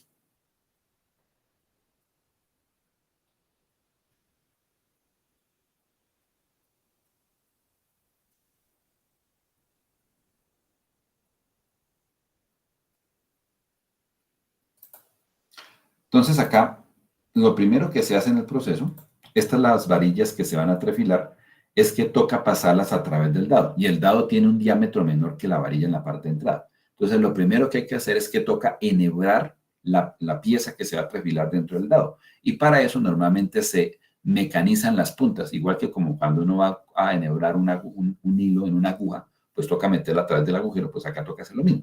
Toca primero mecanizar la punta para que pueda pasar por el agujero. Una vez pasa, el cabezal, que es el que se mueve, muerde las puntas y las empieza a jalar para obligarlas a pasar por el sistema. Entonces ahí está jalando. Noten que las puntas ahí están adelgazadas. Entonces ahí lo que se hace es calibrar o dejar a dimensiones finales el diámetro exterior de esa pieza. Noten que las puntas ahí se ve que están mecanizadas para ayudar a que la primera parte de la varilla pase por el dado y después poderla jalar. Aquí están haciendo lo mismo pero con tubería. El acabado que tiene la tubería, noten que es un acabado de mala calidad, producto después del trefilado. Vamos a ver que el acabado mejora.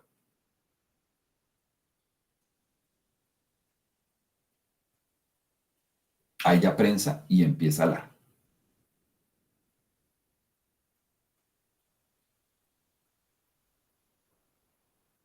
Ahí es cuando están actuando las cadenas grandes jalando el material.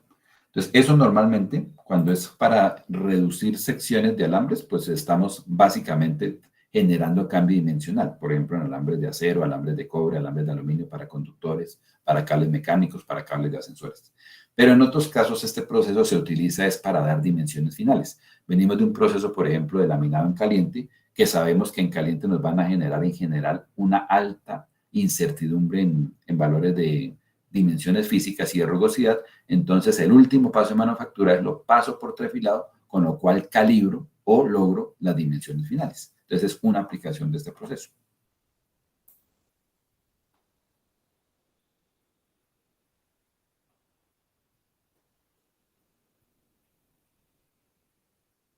En este caso, la misma máquina anterior, pero en este caso están trefilando barras de cobre. Esas barras de cobre pues se utilizan para, por ejemplo, hacer los polos a tierra de las instalaciones eléctricas. O si es tubería de cobre, pues lo van a hacer para generar la tubería de conducción de gas natural en las casas. Entonces ahí están lo que llamamos, como les comentaba, calibrando, dando dimensiones finales y acabado superficial a la pieza.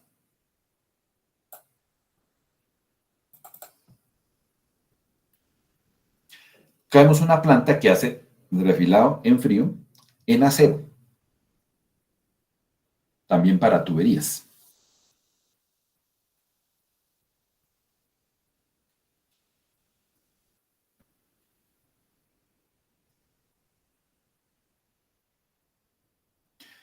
En este caso, la materia prima van a ser tubos de acero o barras de acero que vienen laminadas en caliente. Y como viene un proceso en caliente de alta temperatura, el acero siempre viene con una capa de óxidos en la superficie, que es lo que se llama calamina. Por eso se ven las varillas de acero estructural, por ejemplo, de color negro, o las tuberías de color negro. Eso es un indicativo de que vienen directamente de un proceso de laminado o de forja en caliente.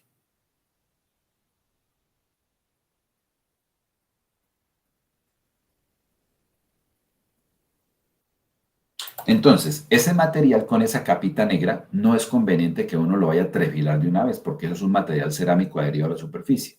Si trefilamos así, ese material cerámico va a dañar los lados y a su vez vamos a ver que la superficie del acero queda muy rugosa porque estamos como si estuviéramos pasando el material con un conjunto de granos cerámicos a través del dado, o sea, no va a quedar bien. Entonces, lo primero que hay que hacer es retirar la capa de calamina. Eso se llama en la industria el proceso de pickling o ataque ácido. Los ácidos pueden disolver las capas de óxido sobre los metales. Entonces, lo primero que hay que hacer es retirar esa capa. Donde acá están entrando tuberías negras, por lo tanto tienen todavía la capa de calamina. Una vez ya se ha retirado, noten que ya acá no está presente la capa negra. El proceso más adelantico lo vemos, que consiste en lavado ácido, lavado básico, enjuagues, etc. Ahora sí podemos trefilar. Entonces, ahí esa máquina lo que está haciendo es adelgazando la punta para poder permitir que enhebre dentro del dado de trefilado.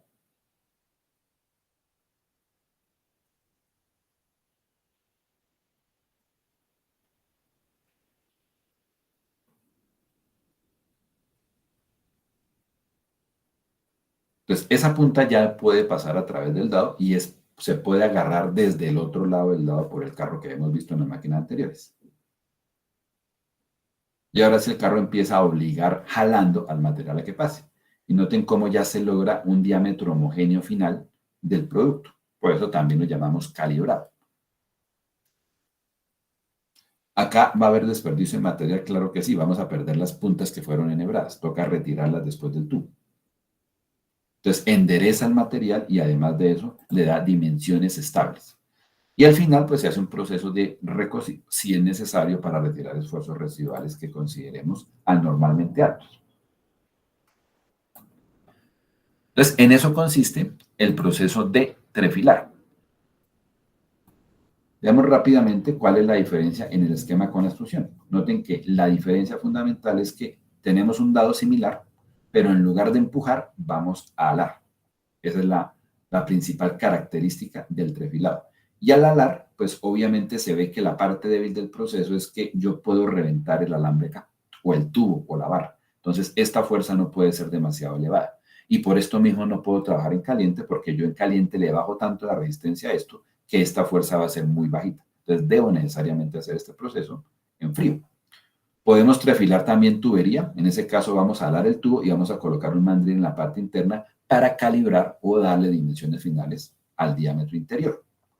Los dados de trefilado son parecidos a los dados de extrusión. En este caso sí se hace siempre el ángulo de entrada, el ángulo alfa. Este proceso, como se hace en frío, va a requerir una enorme cantidad de fuerza y por lo tanto mucho desgaste del dado, y este dado en general es de mejor calidad que los dados de extrusión en caliente, porque en frío vamos a tener mucha fuerza de fricción que está tratando de dañar las paredes. Esto normalmente se va a hacer de un inserto de carburo de tungsteno en la actualidad. Antes se hacían de aceros de 6 o de 3.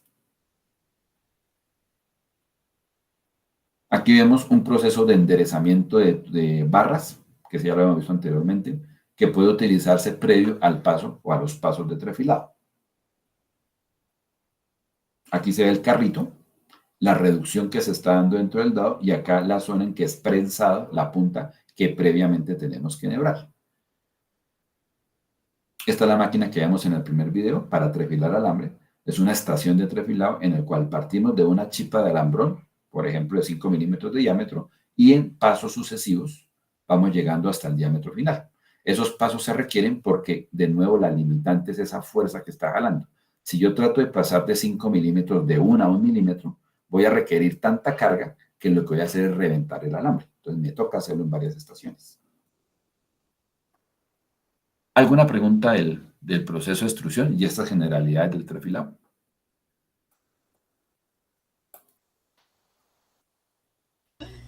¿Un dado solo se puede usar para un material específico, dado lo que se mencionó antes de la expansión? No, digamos, los dados en general de carburo de tungsteno, dependiendo de las dimensiones que usted tiene, puede utilizarlas para varias aplicaciones. Digamos, no hay problema. En este caso, pues no, como las fuerzas no son tan elevadas, pues no se tiene una recuperación elástica tan marcada, mucho menos que la que se da en extrusión. Digamos que sí son intercambiables los dados entre materiales. Un dado para estudiar acero puede utilizarlo en cobre, puede utilizarlo en aleaciones de aluminio. No es tan chinchoso este proceso como los anteriores. Lo que sí tiene de especial es que como es en frío, se requiere una enorme fuerza de fricción o se genera una enorme fuerza de fricción y eso sí traduce en mucho desgaste de soldados. Por eso casi que solamente pueden ser de material cerámico o material tipo cerda.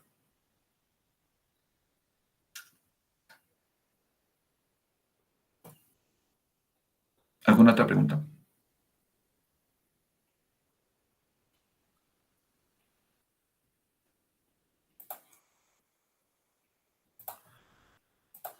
Ok, entonces nos veríamos despuesitos de la Semana Santa.